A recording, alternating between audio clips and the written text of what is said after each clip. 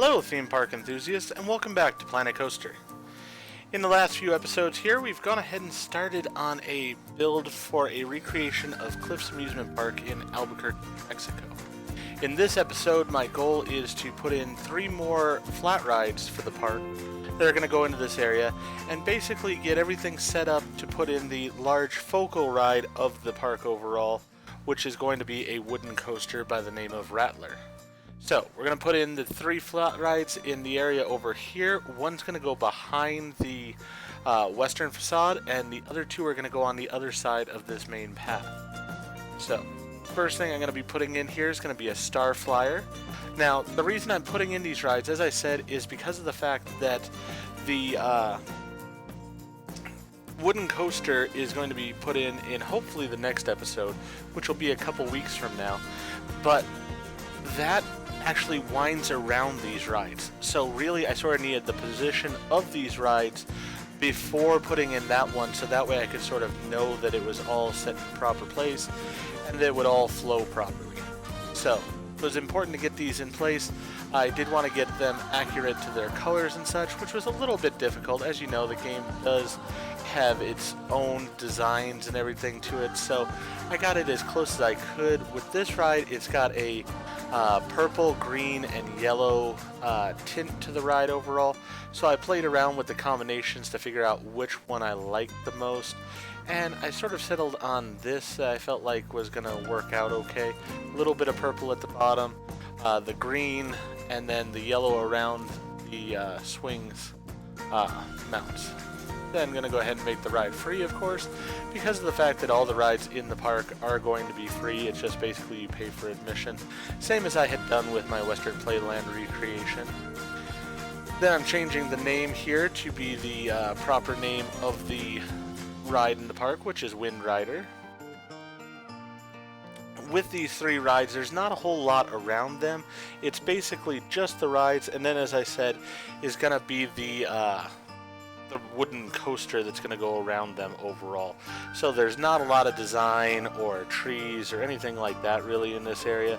I will be going back in the future and putting a little bit more into the areas, such as some shrubbery and such, especially around like the water ride and whatnot.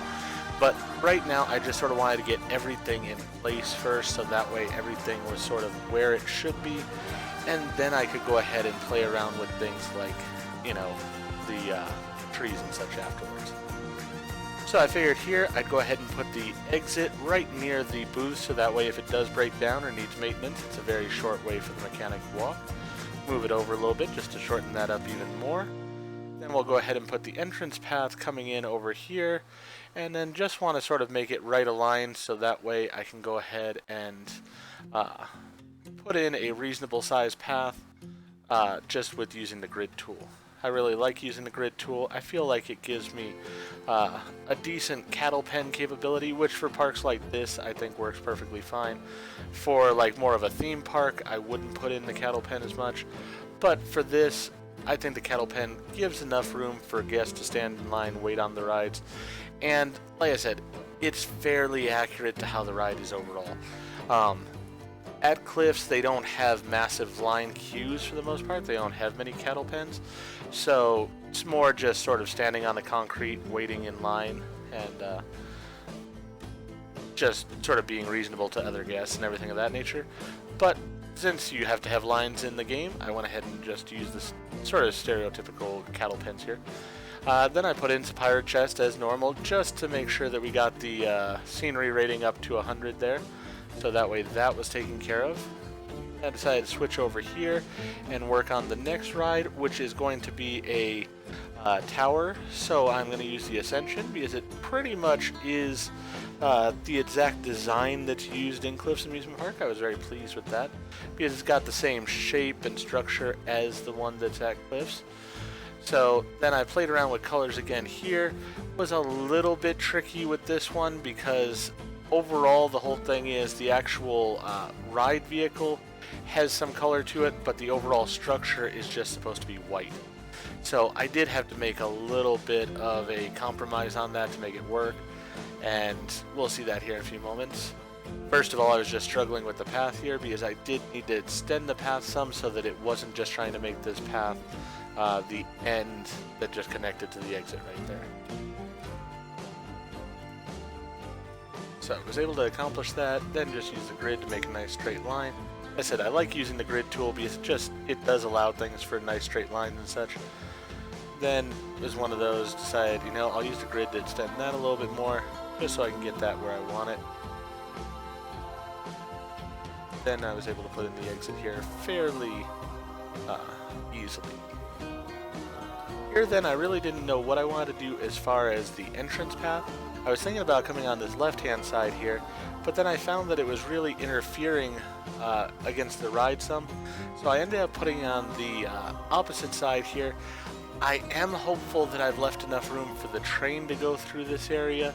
As you'll see, I'm going to put in some walls and such here in a few minutes, and so that may become a question here in the future. It's something that I'm just going to sort of have to see and play around with, but for now I felt that it was good enough. As I said, it's one of those things that I will have to see. I might have to make some adjustments to this in the future, particularly with that drink stand that I've put there, in order to ensure that the train ride does fit around. So for now I put this color scheme in here. I really wasn't a fan of it, and I will change it up here in the future, as you will see. But for now, as I said, it was good enough as sort of a placeholder color scheme. Change the name of the ride to Cliffhanger, as is the name of the ride at Cliffs. Then, as I said, we go ahead and play around with the path here. My initial intent was to just come along this side over here and go down, but as you can see, for some reason right in this area it gets obstructed. Not exactly sure why, and it was going to make me come out quite a distance there, which I wasn't really thrilled about. So I decided instead, let's go ahead and take it out this side. I again encountered the obstruction, but it wasn't as bad on this side, I found. So I just went back one and was able to get it to go around pretty nicely here without too much of an issue. As I said, my main concern is just actual space for the train ride, but we will see about that in the future when we get to putting in the train ride. That's going to be something that will come in later after we put in the wooden coaster and such, as we're really, I'd say, probably about halfway through this park at this point. We've got sort of the entrance portion of the park and the rides that are going to be in this entrance portion. Then the park is somewhat divided by the wooden coaster, even though it does travel through other areas of the park as well. But as I said, it does sort of divide off this entrance area from the other portion. So with that, it'll sort of signify that division, and then we can go from there into the second half of the park in future episodes. So here I was playing around with colors a little bit. There is sort of just a very basic fence that this really worked well for, I felt, that just divides off this section. Really, Cliffs, I think in some cases, they're sort of a borderline theme park, I would almost argue, because they do have some scenery in some areas, like the southwestern design. So with that, they don't want just everything shown to people. And since there's going to be a train that's going to come right through that area there, as I said, I'm sort of looking at it there, a little bit apprehensive if it's going to fit or not. But since there's going to be a train that comes through that area, they don't want just this big tower as the focal point that everybody's going to be looking at there. So with that in mind, they did put in sort of a wood fencing. It's not the, greatest detail of all time by any means, but it does just sort of cover this area, and it works to block it out a little bit. Now I decided when the sun was hitting this here, I really didn't like the color too much, so I decided to play around with it a bit more, try to figure out how to get the color into something that I would like. I felt that worked out decently because it gives more of that rustic wood color that fits more with the southwestern theme next to it. So again here, same thing, the train's going to run along this side as well, and it's basically going to turn around in front of that southwestern area. And so with that in mind, I'm just putting in fencing here to block off this area where the tower is, as well as the wooden coaster, the Rattler, is going to dive into this area as well. So did want to have enough space in here for the coaster to get in here.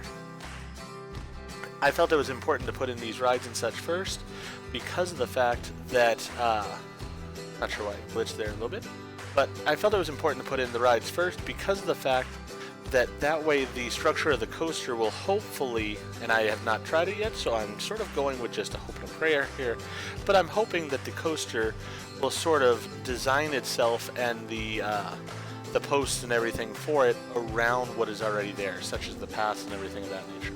It's what I've seen in the past with different coasters I've created, so I felt like putting in the things that's going to go around first was important, because that way it would just sort of take up the space that was available to it. There are, as I said, a great number of other rides that are going to go into the park, but none of them, I think, really interact with the coaster as far as actual spacing, much like this, the ones that I've put in here do. These, the coaster really goes around and such, so the actual pillars and posts of the coaster are going to be affected by the actual location of these rides. So that's where I felt it was important to get them all situated and taken care of as far as their lines and stuff first, so that way the coaster can just be designed around that. Not exactly thrilling here, but as I said, this is necessary stuff that does fit with the actual park. And again, I was hopeful that if I put it in here beforehand, the coaster will sort of just take it into consideration and not make my life too hard overall. Here I needed a smaller piece, but I went ahead and used the duplicate tool because I find that way it keeps it on the same line, and then you can just move it over very simply and adjust it as you want. I find that works a lot easier than trying to really maneuver panels into place in another fashion. And just change it to the color. Go back to this fencing here since I like that other color better, and go ahead and change this over to that color scheme as well. As I said, the other was just a little bit too red for my taste. This is just more of a faded brown, which I felt fits the sort of southwestern vibe of the area. So we got that all taken care of. When I'm playing around with the colors here, it really does make me think about this drop tower and how I'm not overly thrilled with the actual look of the coloring there. And I will probably return to that here in a little bit. But first things first, looking at the next ride, I know I need to extend this path out to give room for it, so move it out some, just to give plenty of room there. And then we're going to put in the third ride of this video, which is going to be a tilt-a-whirl. Now, it took me a while to figure out where the tilt-a-whirl was here. Don't know why, just was not seeing it easily. Then I remembered that in this game, the tilt-a-whirl is colored purple to start with. Started looking for that, was able to find it. And then, again, sort of just thought about where my lines are, of where the train's going to be, everything of that nature, and where this is going to be located in relation to both the Skyflyer and to give room for the coaster to come around as well. So went ahead and with all of that in mind, started moving it around a little bit here, playing with the location, making sure that I like where the steps are and stuff. I won't use these back ones probably.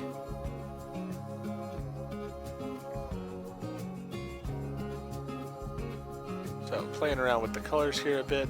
This one has a very basic red coloring overall to it, so I wanted to go with that. And then it has a little bit of blue to it just in the stars and such. Really, the coloring I felt like came out very close to what I actually wanted it to be, which was perfect. So then again here, I'm going to go ahead and put in the name for the ride, which this one's very basic. As you see in a lot of these smaller amusement parks, they just call it a tilt-a-whirl. So we just go with that, change the price of it, and change the maintenance schedule. When I'm doing this, I realized that I had not put the maintenance schedule and such in place for the drop tower. So I come back over here, make sure of things like the price and the maintenance schedule. And then while I'm here, again, just thinking about things, I remember I didn't put in the scenery for this area, or just basically the pirate chest to up the scenery rating. So drop a few of those underground there, check to make sure it's good. And then again, thinking about this color schematic to it, and just deciding I can't deal with it in this color scheme. Don't like the pink. So, you know what? It's supposed to have a little bit of pink to it, but I'd rather go with just the white and green. I felt like it was close to what it is actually Eclipse, and the pink just looked faded and sort of tacky. And I really hate faded colors on a ride because I feel like it sort of makes it look like the ride hasn't been cared for, like it hasn't been painted recently enough and such, which I don't want to give that impression. I think that overall Cliffs does a fantastic job of maintaining their rides and keeping them looking fresh and everything of that nature. So I definitely did not want to give an impression that it was worn out, faded, things of that nature. So got rid of the pink. Now just putting in the paths here. Couldn't really do much else with the paths here because of the fact that it is so far away from the main path. But that is, as I said, the way it is actually in real life. It's a little bit packed from the path here. You sort of go down a slight hill, but I didn't feel like dealing with terrain in here. I didn't feel like terrain was a real necessity for this park to make it better. So I sort of just eliminated that portion of it and just went with things being sort of flat overall. Realized I had to stretch this just slightly more in order to get the path proper here. So got that taken care of, got the path in here straight. So I do have to go ahead and still add in the scenery for the tilt-a-whirl there, just a simple Pirate's Chest to get the Q rating up. But other than that, here are the 3 rides that we put in place.